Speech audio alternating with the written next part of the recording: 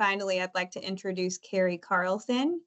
Thank you for joining us this afternoon, Carrie. Okay, well, thank you. Can you guys hear me? Sure can.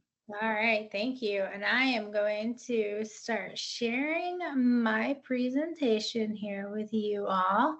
If I can get my computer to cooperate today. And I'm going to tell you guys before I start doing this, I can talk really fast. So if anybody needs me to slow down, please just let me know because I can go fast. Let's see, different beginning, and I know I'm going to have to swap this.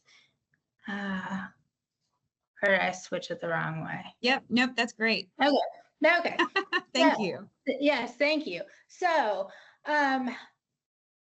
as has been mentioned, my name is Carrie Carlson, and I'm not going to go into a long introduction of myself. I will tell you guys I get the privilege of working with the Tennessee Disability Coalition and Stacy and Wendy and all these wonderful ladies. So that's all I'm going to say about that. On this screen here, I do have the Tennessee Disability Coalition logo on the bottom right-hand corner of the screen. I am a middle-aged white woman with, let's call it, mid-length hair. It's all different colors. There's blonde, there's pink in there. And I am in front of, I made myself sit down so I stay in place. I'm sitting in front of a blue and white wall. And today I'm going to talk about working with a disability and what you need to know. And I'm going to go to the next slide. And on this slide, on the left-hand side of the page, we have a chalkboard. It is green, and in the middle of it, it has words that read agenda. And on the right-hand side, my agenda items for this today are disability and the Americans with Disabilities Act, or ADA. We are going to talk about Title I, which is employment provisions. We're in ableism and disability etiquette. And those two, last two I could talk about, there's, for a long time, so I will try not to. But on the next slide, it says Disability and the Americans with Disabilities Act, in parentheses, ADA.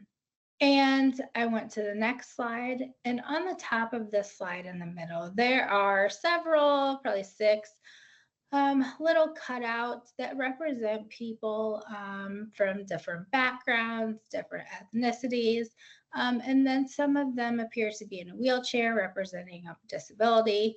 And this slide says, what is a disability, right? And this is one of the formal definitions of disability. It says a physical or mental impairment that substantially limits one or more major life activity. And that is the definition that we are going to use today. And on this next slide, on the left-hand side, it says, what is the ADA? And the ADA, it is a civil rights law that was enacted in 1990, so not that long ago, right? And it guarantees the equal treatment for people with all disabilities. And on the right-hand side of the screen, it has the Southeast ADA Center logo on the top of it. And below that, it has a map of the United States. And that map is divided into the different regions of the ADA, and those are different colors. And for Tennessee, that is Region 4. And the Tennessee Disability Coalition, right, we are an affiliate of the ADA, that is the Southeast ADA out of Syracuse University. And so if you have a question and you email, and you write an email, myself or my colleague Donna DeStefano, who many of you know and is on this call today, one of us will work together and with Beth in the office, and we will get that answered for you. So I'm going to go to the next slide. And who has rights under the ADA? Right, the ADA applies to people who, right, have a disability, or have a record of having a disability, or are regarded as having a disability. Now we're talking about employment today, right? So it is important to note that employers are not required to provide accommodations to employees that are regarded as having a disability. And that looks many different ways, but regarded as having a disability is somebody who has a disability, but that disability does not substantially limit their daily life activities, right? Or somebody who other people regard as having a disability, or somebody who has a disability that they don't consider themselves as having a disability. And there's a lot more that can go into that, but for time, that's what I'll give you right now. I'm going to go to the next slide here. So titles of the ADA. As I said, we're going to go over Title I, and that is employment protections. And I'm going to read these because there are a lot of other different titles of the ADA that are important, and I'll give the website that you can look at all these. So Title II, that's state and local government, so that's public entities and transportation. Title III is public accommodations and commercial facilities. Title IV is telecommunications. Title V is miscellaneous provisions, right? That is technical. And if you want to go to that website there, it's https://adata.org/learning/about/ADA. You can learn as much as you can about the titles, right? It's really laid out nicely on their website. I'm going to go to the next slide here. And Title I employment protections, right? What is that? So that means an employer cannot discriminate against a qualified applicant or employee on the basis of disability, right? So what is a qualified applicant or employee, right? It is an individual who meets the skills, experience, education, and other job-related requirements of the position held or desired, and with or without reasonable accommodations can perform the essential functions of that job. And I'm going to go into that a little bit more, but I'm going to go on to the next page also. Oh, but wait. This slide is black with white letters, and on the right-hand side, there's a red hand that kind of says, stop, wait, hold on, because there's exceptions to this, like everything, right? So the exceptions to these protections are private employers with fewer than 15 employees, and that is the federal employees, and then 8 for the state of Tennessee, right? So 8 is lower. Tennessee is lower with 8. The federal government, corporations fully owned by the U.S. government, private membership clubs, right? Like when I hear that, I think of like country clubs and things like that. And U.S. government's executive agencies. You have the Indian nations, they have their own laws, and then businesses that are operating in foreign countries, if compliance violates foreign law there. And I was on a really, side note, I was on a really cool webinar yesterday, and I heard that, some countries like over in the UK, right, they're doing a lot more than we are here. So that was exciting to hear. But so those are the exceptions to that. And so we're going to go into disclosure and reasonable accommodations.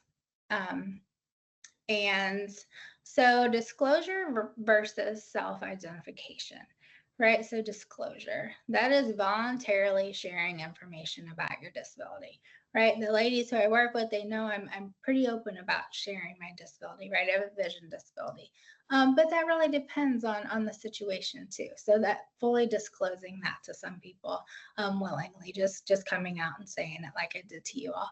And then self-identification, that is an invitation from your employer to voluntarily check that box, saying that you're an individual that has a disability, and or anonymously. It's typically anonymous, right, for data collections purposes, or, you see that on that job application a lot. Because remember, they can't discriminate against you for having that disability, right? So they use it for anonymous purposes. Um, and then why would you disclose? Dee Dee, you gave me a lot of, I was like, ooh, I only have 20 minutes, so I can't go into it. But, I was thinking while you were talking, but um, the person has an obvious disability, and wants to address any of those concerns that employer may have head on, right? The person needs an accommodation to participate in the interview or to do the job. I think all the time of that, like somebody who uses American Sign Language, right?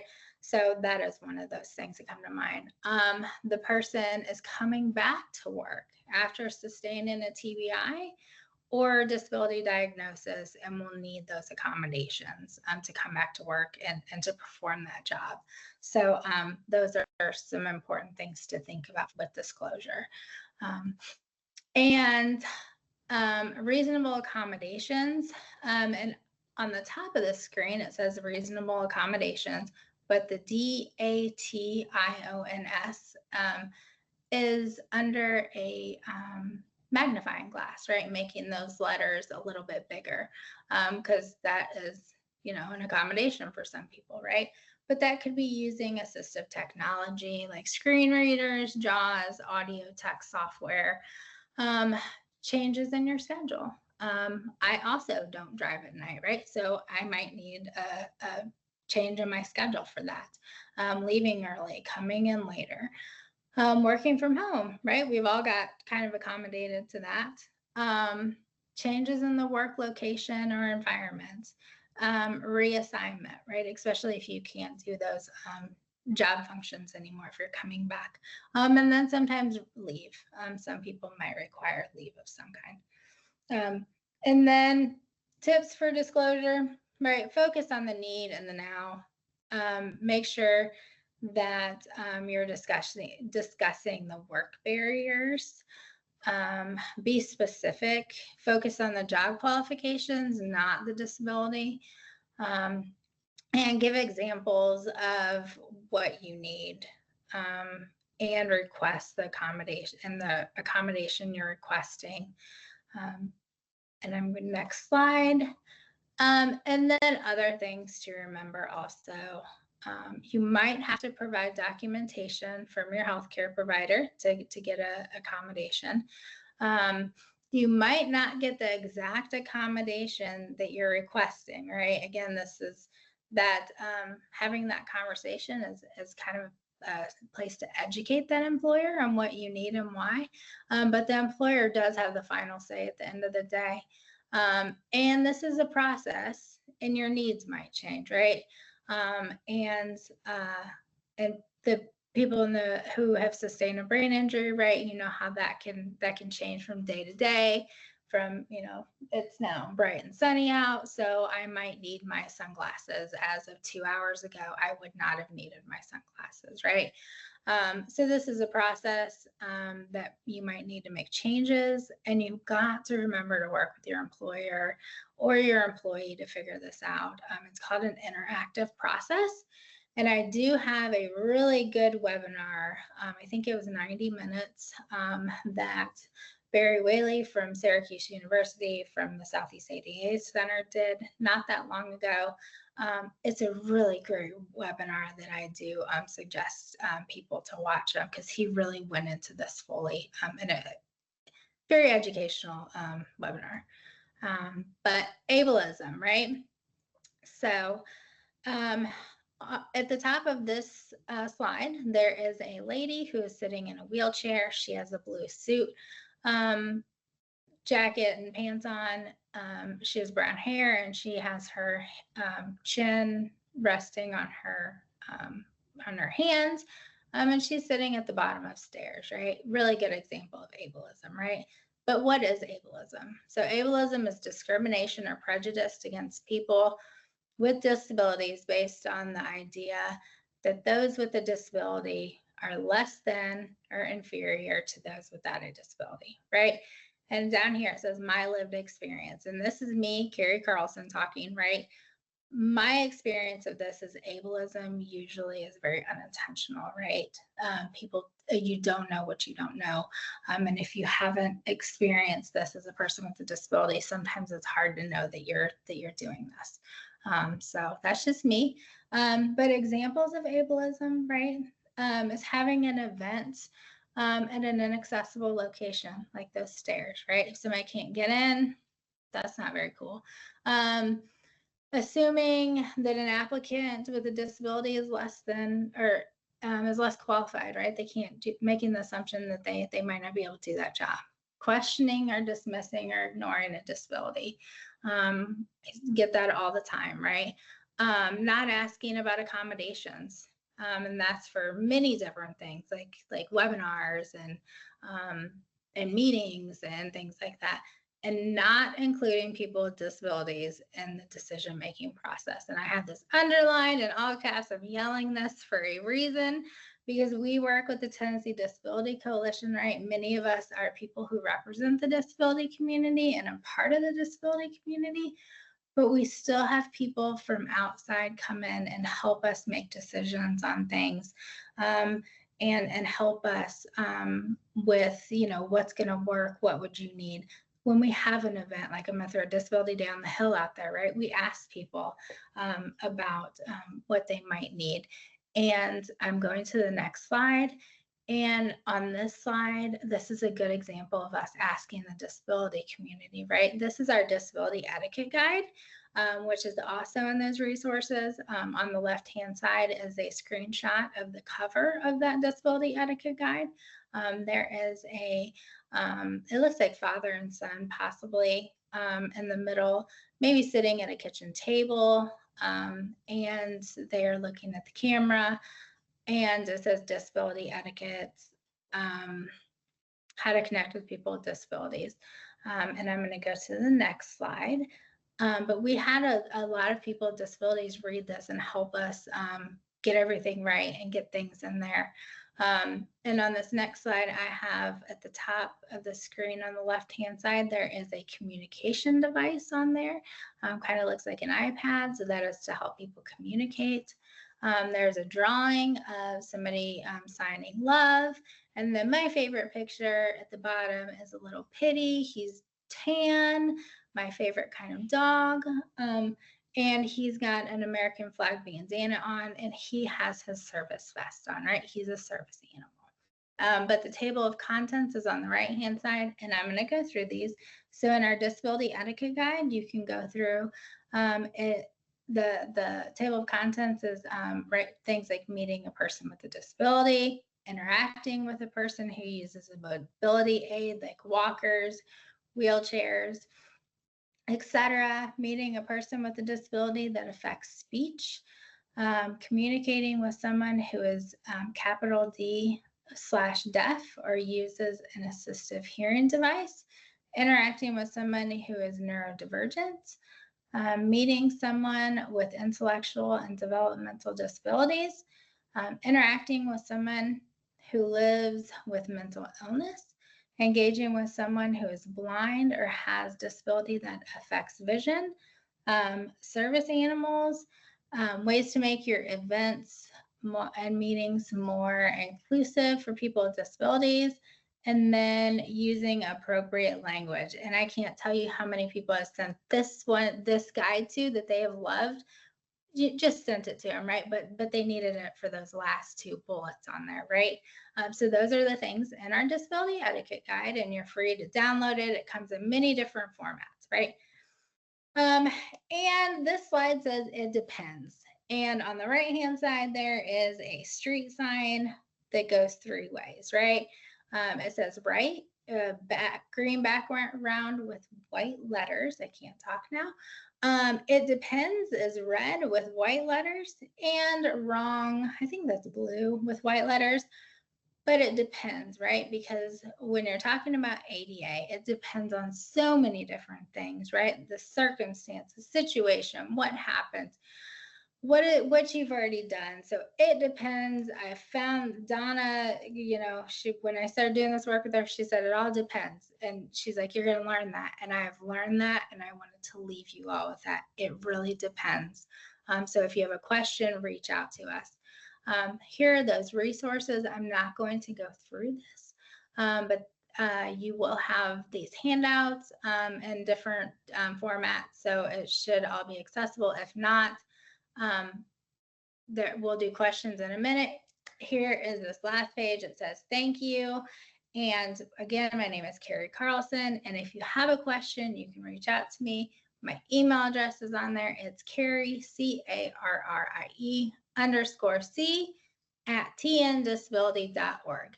And I am going to end this, and I am going to give it back to you, Ashley. Thank you so much. That was incredible and great information. But yeah, at the end of the day, it does depend.